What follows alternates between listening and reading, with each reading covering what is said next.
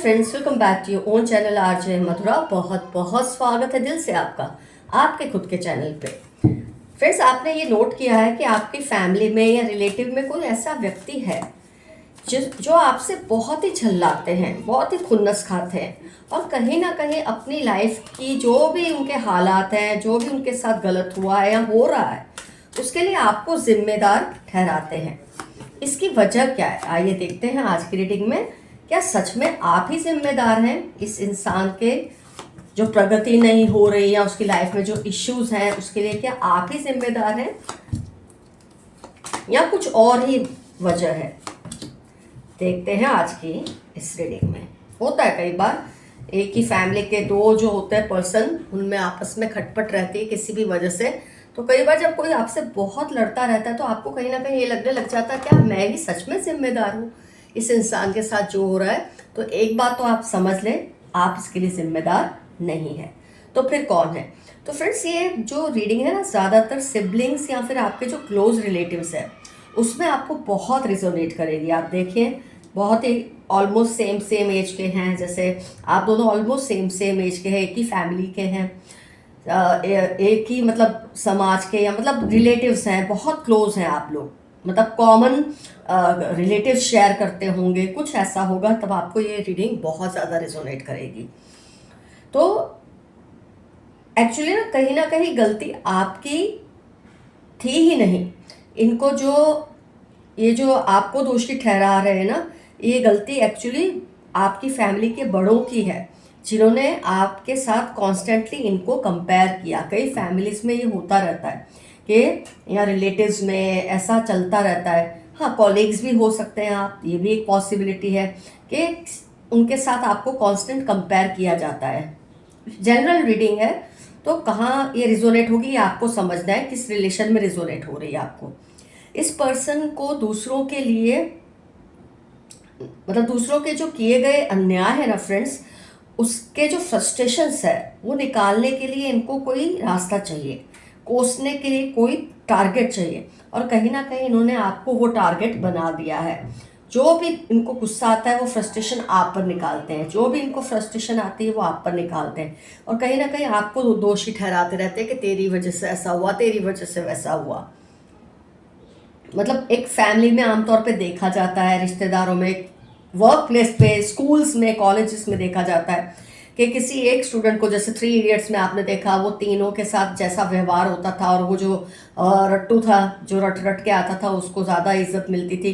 तो ऐसी जो कंपैरिजन्स होती ना, इससे क्या होता है, बाहर फैमिली में किसी एक को ट्रबल मेकर बना दिया जाता है, तो किसी को बहुत ही ज़्यादा स्वीट बना दिया जाता है। तो इन्होंने ये सब फेस कर करके इनको जो ट्रबल मेकर साबित किया, या इन लोगों ने, फैमिली वालों ने, या जो भी है, रिश्तेदारों ने, या वर्क प्लेस पे, या आपके एजुकेशनल इंस्टीट्यूट में, बार बार जो इनके साथ आपको, या और भी बहुत लोग होंगे जिनके साथ कंपेयर करते हैं, लेकिन इन्होंने आपको खास तौर पे पकड़ लिया है कि आपकी वजह से इनके साथ ये सब होता है। हर किसी को अपना फ्रस्ट्रेशन निकालने के लिए एक टारगेट चाहिए, अपने कोसने के लिए एक टारगेट चाहिए, ताकि उसकी अपनी अगर कोई खामियां है ना, वो छुप जाए।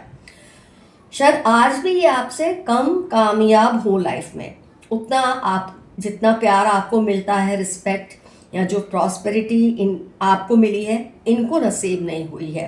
तो कहीं ना कहीं ये आपको ब्लेम करते रहते हैं, खुद को राहत पहुंचाते हैं कि आपकी वजह से सब गलत हुआ इनके साथ। लेकिन इसके लिए आपको गिल्ट फील करने की कोई ज़रूरत नहीं है। देखिए, इंसान छोटा है तब तक तो समझ आती है, वो फील करता है, पर जब वो बड़ा हो जाता है, खुद को संभाल सकता है, अपने रिश्तों को संभाल सकता है, और फिर वो दूसरों को दोष दे कि मैं तुम्हारी वजह से ये सब हुआ है, ये बिल्कुल गलत है। तो क्योंकि ये जो किया जा रहा है ना, शायद वो जो लोग हैं, बड़े बुजुर्ग होते हैं ना, जो फैमिली के, जो शायद कई तो इसमें दुनिया में अब नहीं रहे होंगे, या कुछ ऐसी कैटेगरी में आ गए हैं, वो आपके घर के, आपकी फैमिली के बड़े बुजुर्ग जो बेचारे हैं या बुजुर्ग हैं, तो उनसे तो अब कोई क्या लड़ेगा। तो भी इस पर्सन को सवाल उनसे करना चाहिए, ना कि आपसे, कि अगर जो कुछ भी हुआ है पास्ट में, उसके लिए वो आपको जिम्मेदार ना ठहराएं। आपको इसके लिए गिल्ट फील करने की कोई ज़रूरत नहीं है। इनफैक्ट आपको बैठ के इस पर्सन को जो फैक्ट्स है ना वो समझाने चाहिए, उसे ये समझाना चाहिए कि वो इस नेगेटिव इमोशन से बाहर आकर सच्चाई का सामना करे और उन लोगों से सवाल करे जो इस चीज़ के लिए जिम्मेदार हैं। इस पर्सन को ये समझाएं, ये आपके लिए बहुत ज़रूरी है कि वो अपने जज्बाती पने पे कंट्रोल करें और इसमें आपका कोई कसूर नहीं है, ये क्लियरली आप उसे समझाएं। फ्रेंड्स, इनके दिल में ना आपको लेकर इतनी कंपटीशन और राइवलरी की फीलिंग मतलब इतनी गहरी हो चुकी है कि जब कोई बड़ा झटका इनको जब तक नहीं लगेगा ना, इनको कोई बात समझ नहीं आने वाली है। और ये झटके से आप ही इन्हें बचा सकते हैं कि इन्हें समझाएं, आपको जो सपोर्ट करते हैं वो लोग इन्हें समझाएं कि अगर बचपन में या कभी किसी ने इनके और आपके बीच में राइवलरी क्रिएट करने की कोशिश की तो इसके लिए आप बिल्कुल भी जिम्मेदार नहीं थे। अगर इनको निग्लेक्ट किया गया तो जवाब ये उनसे मांगे जो बड़े बुजुर्ग हैं या जो अब इस दुनिया में शायद है भी नहीं। अब ये आपका तो काम नहीं है कि आप उसे करें, लेकिन हाँ, in goodwill as a good relative या फ्रेंड या कलीग या को वर्कर आप इन्हें समझाएं कि इनको गुस्सा करने की ज़रूरत नहीं है। मतलब अगर फैमिली इश्यू है तो बड़ों से बात करें, अगर ये आपके एजुकेशनल इंस्टीट्यूट में है तो अपने एजुकेटर से बात करें, अगर ये आपके वर्क प्लेस पे हो रहा है तो अपने सीनियर से बात करें जो ऐसा करते हैं। आपको ना दोषी ठहराएं इसके लिए। इस पर्सन को फ्रेंड्स कहीं ना अब ये सूट होने लगा है कि अपनी असफलताओं के लिए ना आपको जिम्मेदार ठहरा दिया जाए ताकि उनको कुछ प्रूव ना करना पड़े। एक्चुअली अगर ये सब उनके साथ नहीं होता तो शायद ये और आगे बढ़ते, लेकिन अब जो सिचुएशंस हो गई ना उसकी वजह से ये ऐसा बिहेव करने लगे हैं कि आप ही उनकी प्रॉब्लम्स के लिए जिम्मेदार है। अगर उनकी इनसिक्योरिटीज़ है तो वो आपसे ही बदला लेकर ये सब चीज़ों को हैंडल करने की कोशिश करते हैं। आपको सबकी नज़र में बुरा बनाने की कोशिश करते हैं कि आपको इनसे कंपेयर किया गया है। तो जो लोग आपसे जलते हैं ना फ्रेंड्स, वो भी इनका इस्तेमाल करके आपके खिलाफ अपना फ़ायदा उठा रहे हैं। तो ये आपको कहीं ना कहीं इस चीज़ से थोड़ा केयरफुल रहना पड़ेगा और कुछ एक्शंस तो लेने ही पड़ेंगे। ये इनके इमोशनल इमैच्योरिटी है इस पर्सन की कि उसका नतीजा आज ये इस हाल में फेस कर रहे हैं। आप अपने बड़ों से बात कीजिए जो अभी भी इस चीज़ को संभाल सकते हैं। अगर फैमिली इशू है, जैसे कि मैंने कहा, अगर एजुकेशन इंस्टीट्यूट है तो वहाँ आप बात कीजिए। आप उन्हें कहिए कि आपके साथ इनको कंपेयर ना किया जाए।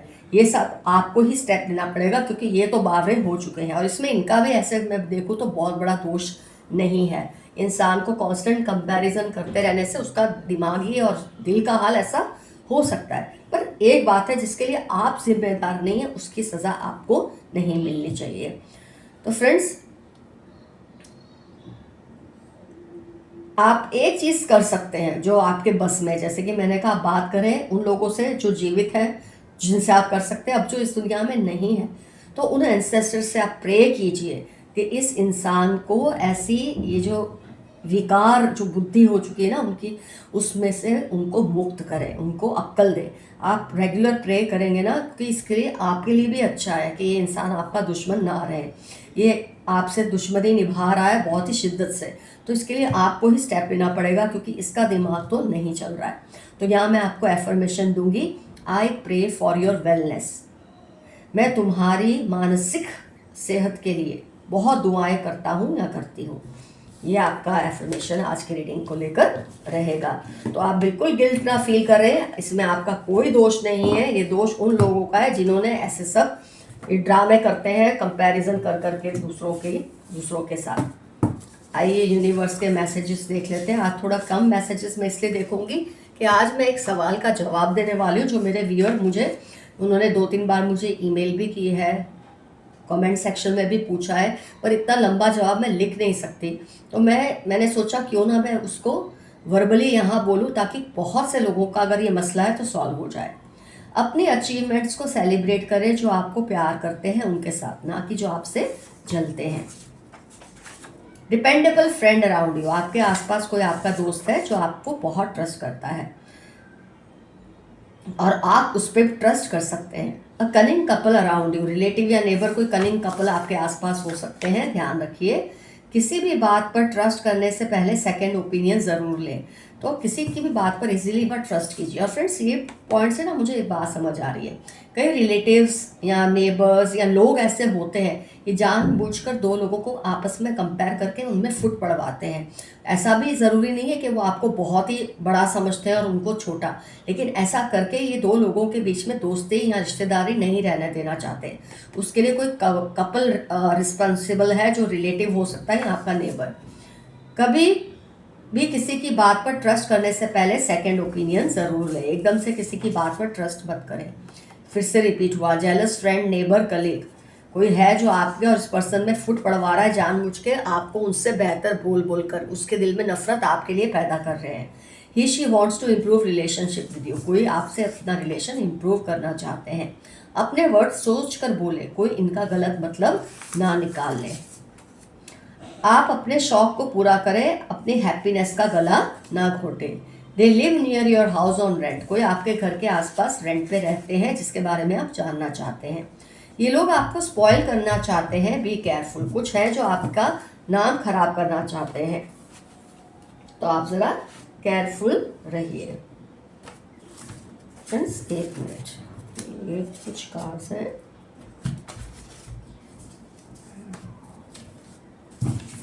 ये आए हैं तो इनको भी मैं रीड कर लूँ।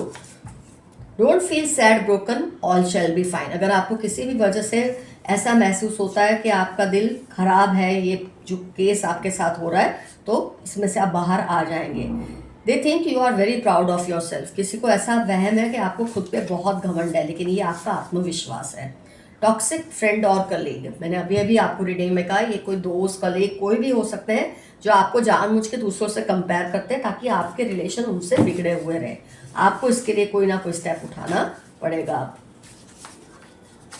Someone wants to argue a lot with you, किसी को आपसे बहुत ज़्यादा बहस करने का मन कर रहा है।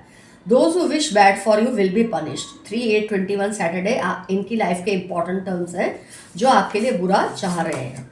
Someone crushes over your eyes. 1944/9, किसी को आपकी आंखों से बेहद अट्रैक्शन होती है।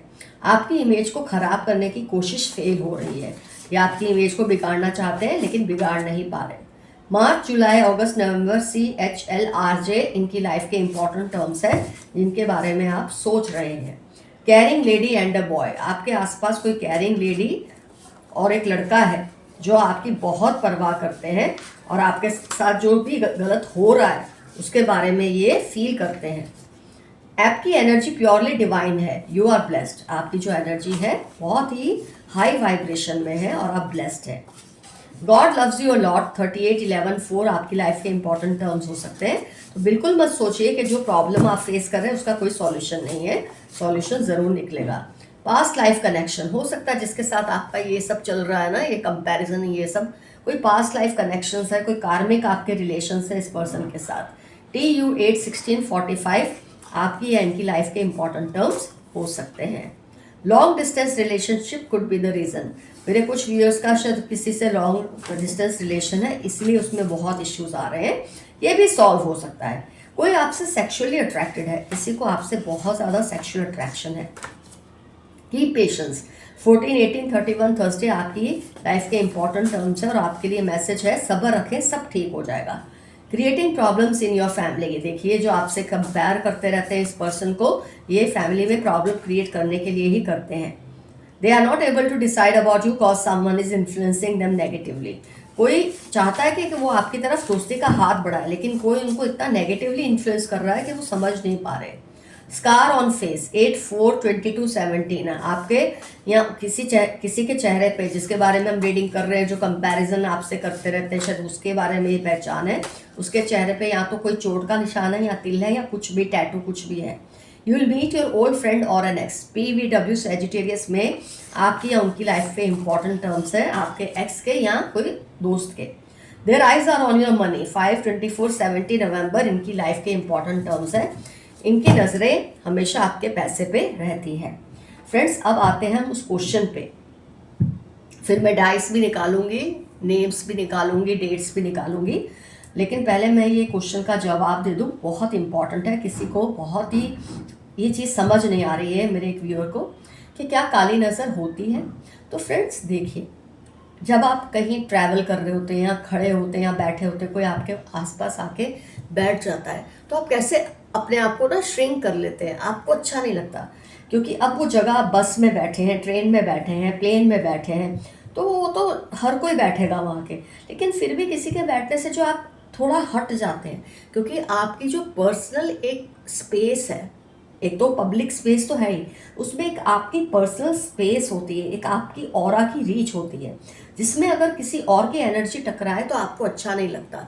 तो इसका मतलब कुछ तो है, कुछ तो चीज़ होती है कि जब आप अच्छी चीज़ पहनते हैं, ओढ़ते हैं, तो लोग जो बोलते हैं वाह आप कितने अच्छे लग रहे हो, आप पे से तो नज़र नहीं हट रही है।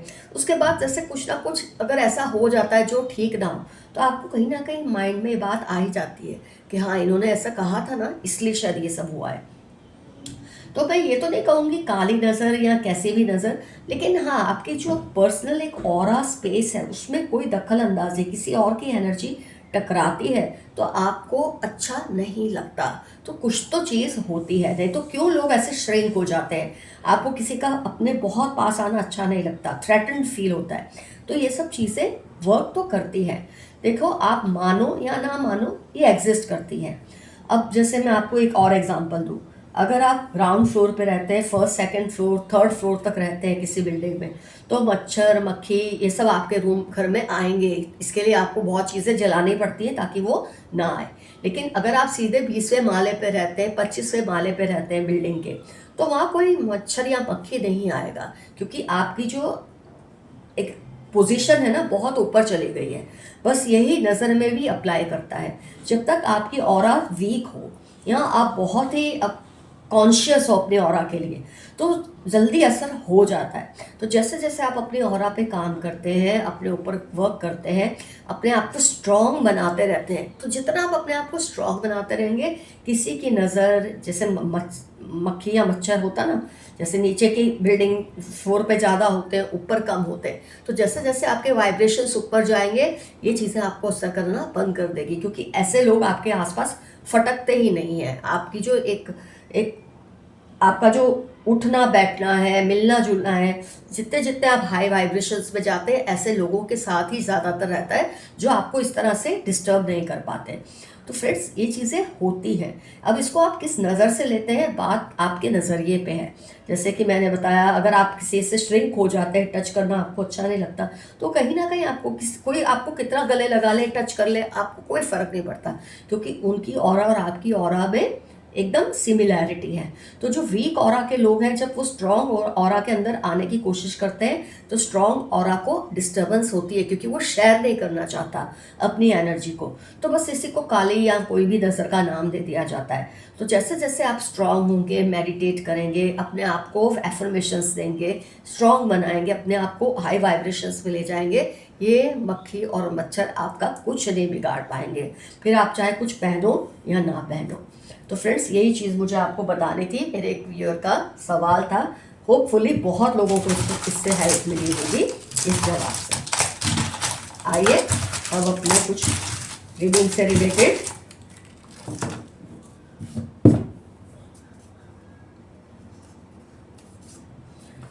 टी से इनका नाम हो सकता है, जिससे आपकी कंपैरिजन होती है और इनको आपसे गुस्सा है। MW फिर आ गया। H 29 डेट या एज। K से इनका नाम हो सकता है। Y से इनका नाम हो सकता है। 20 इनकी डेट ऑफ बर्थ हो सकती है।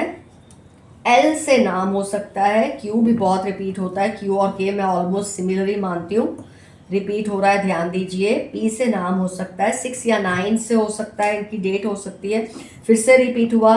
उल्टा करेंगे तो 6, सीधा करेंगे तो 9, दोनों ही रिपीट हुए 6 और 9। 1 डेट ऑफ बर्थ हो सकती है। J से इनका नाम हो सकता है। 11 डेट ऑफ बर्थ हो सकती है। 10 इनकी डेट ऑफ बर्थ हो सकती है, जिसके बारे में हम रीडिंग के और 2-3 निकाले थे, थोड़े कम आए हैं। H, my God, H repeat हुआ है, ध्यान दीजिए। 8 डेट ऑफ बर्थ हो सकती है। 22 डेट ऑफ बर्थ हो सकती है। 20 से इनका नाम हो सकता है। 2 इनकी डेट ऑफ बर्थ हो सकती है। तो फ्रेंड्स, रीडिंग होती है कंप्लीट। डेफिनेटली कमेंट सेक्शन में मेंशन कीजिए ये पर्सन से आपका क्या रिलेशन है, ये कहाँ होता है, या होता था या हो रहा है, जो आप में और इनमें कंपैरिजन की जाती है। देखिए, ये जनरल रीडिंग है, ये भी हो सकता है कि आप ही विक्टिम हो। आप रीडिंग तो इस तरह से देख रहे हैं कि कोई और विक्टिम है, क्योंकि ये जनरल रीडिंग है तो विक्टिम आप भी खुद हो सकते हैं। तो आपको उस हिसाब से इस रीडिंग को समझना है। क्यों जनरल रीडिंग है, इसलिए मैं, कई लोग बोलते हैं ना, अगर आप, मैंने बोला ये दुश्मन का नाम एच से हो सकता है, तो कई लोग लिखते हैं रीडिंग में कमेंट्स में कि एच से तो मेरा ही नाम शुरू हो रहा है। तो इसका मतलब वो रीडिंग कहीं ना कहीं आपसे रिजोनेट हो रही है, इसलिए, या आपका या आपके दुश्मन का जो भी नाम आए। तो ये रीडिंग में आप खुद भी विक्टिम हो सकते हैं, ये भी पॉसिबिलिटी है। तो आप उसको उसी तरीके से ले।